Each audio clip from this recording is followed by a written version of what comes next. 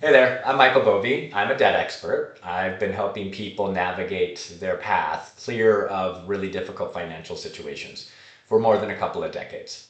Today, I want to talk about the real cost of avoiding Chapter 7 bankruptcy if you qualify. Yes, you have to qualify, not everybody will, but for those of you that will, you want to avoid it. I want to avoid it. Everybody I talk to generally at one point wants to avoid it, and I'm helping them try to.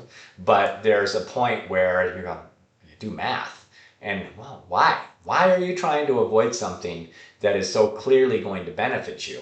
And I don't take a lot of time. I just talk about the debt issue. I don't go on a forward cost looking basis, right? So the debt issue is real simple. You owe 30K, can't afford it, you're already missing payments, your credit's already trashed, and maybe your credit's not even trashed, but you're struggling to make those payments and keep them current. You've got options, right? There are triage or what I call debt intervention steps. The main three intervention steps in the US are bankruptcy, debt management plans, working with nonprofits or doing it yourself, calling your creditors, getting hardship plans, or debt settlement. These three intervention steps work well when you're well qualified to do them, okay? Each of them has their own cost, and that's a cost in dollars and a cost in time. So with Chapter 7 bankruptcy, it takes 3 to 4 months in most states. And let's just call the average cost about $2,000, right? Sometimes it might cost you 22, somebody else might do it for even as low as 16 or 1700 bucks. But it's quick, a couple of months, few months, and it's a couple grand. Now, if you qualify for Chapter 7 to wipe out 30 grand, for example, and it costs you 2 grand and you're in and out of there in a couple of months, creditors can't call you, write you, nothing. You just tell them your bankruptcy attorney's number and they have to reach out to them, right? You just get this fresh start. You ever play a video game and it's like things are going great, but then things aren't going great and you're losing lives and you're losing money and you're losing bullets and you're losing all this stuff and you're just gonna die. And luckily, you can just play another game. Chapter 7 is like that. It's like I'm running out of money, I'm running out of energy, I'm running out of this, I'm running out of time. And you can literally hit that button and reset your personal finances. You have to qualify. And that's not something that everybody's going to be able to do. But nothing can compete with Chapter 7 on a pure cost and time basis. I've got other videos about this topic. I'm going to take it now a step further and let's talk about the true what you lose, the benefit of a Chapter 7 over time after you're done with it. I'm not talking about wiping the debt clean, because it's, well, actually, let's do that real quick. If you do a debt management plan on 30K, let's assume it's a 2% of your enrolled debt and all 30K qualifies for your monthly payment, not to exceed 60 months, okay? So that's $600 over 60 months, and you're out of debt. Not really, I mean, because that's with interest, right? So it's not the 30K. That 600 a month is going to represent some interest, right? So you paid more than 30K, but it's over with 60 months later or less. And then let's assume you do settlement and you settle the 30K for 15K. And let's assume you can do that inside of a 2 to 3 year window. That's a respectable time frame. Try and do it faster to eliminate risk and stuff that I talk about on some of my other videos. But now you know the cost, and then whatever amount of time it's going to take you to come up with that 15K, that's how long, that's cost of calendar. And then the Chapter 7 takes you 3 or 4 months, right? 2 grand. So it wins clearly in this example.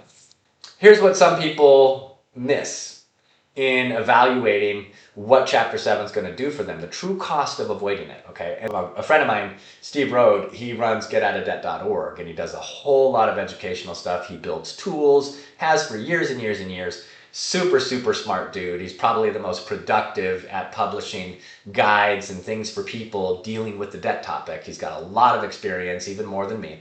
And he has these calculators you can use to put in and say, here's what, I'm going to have a link to them in the description of this video below. I'll link to a couple of those resources at getoutofdebt.org. But you can push in, okay, here's my debt, here's the cost of bankruptcy estimate, and then if I just took, in this example, you're paying $600 out as a minimum each month if you did a debt management plan at 6% interest instead of the 26% you're paying today, okay? Instead, you qualify for Chapter 7, you wipe out the debt for 2 grand, or let's say 1,800 bucks. So instead of 60 months of 600, you've got minus the 1,800 bucks, now you've got 57 months of 600.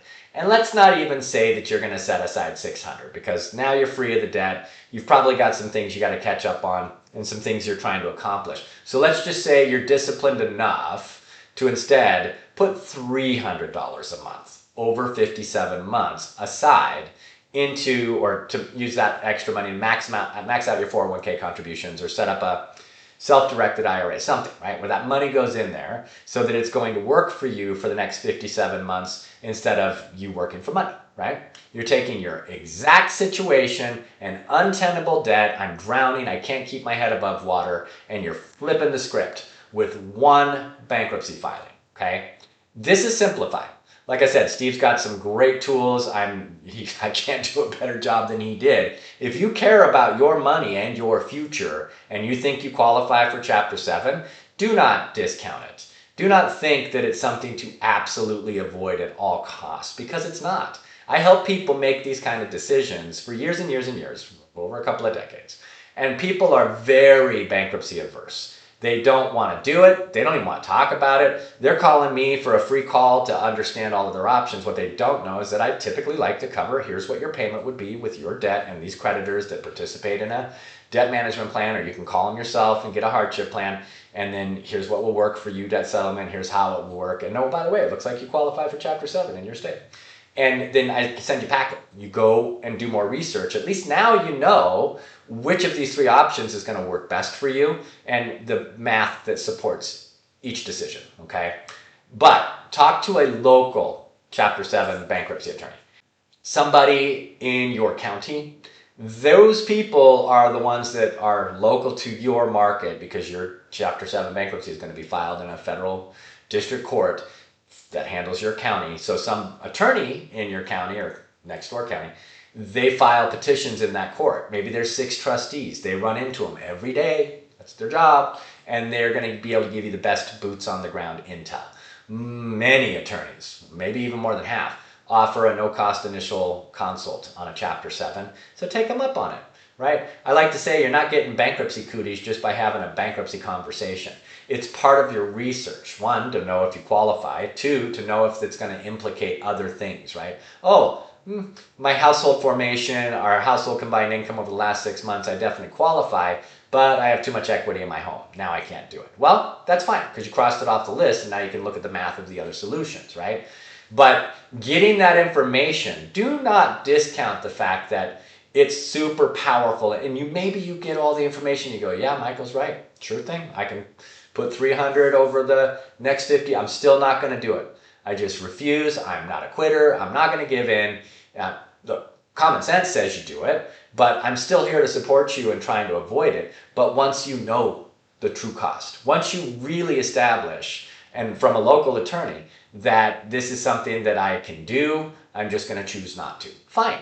Let's go find another way. Understand, it's not just the immediate debt. It's not just the immediate credit impacts. The decision to do or to not do something to reset your finances in the most efficient, cost-effective way that you can find today has far, far more longer ranging effects than just, I don't want to do it. It sounds like I'm quitting. I'm not that guy. I'm not that gal. It's something you might regret 20 years in the future. It's like, man, look how much more I could have done with that money. See you on the next video.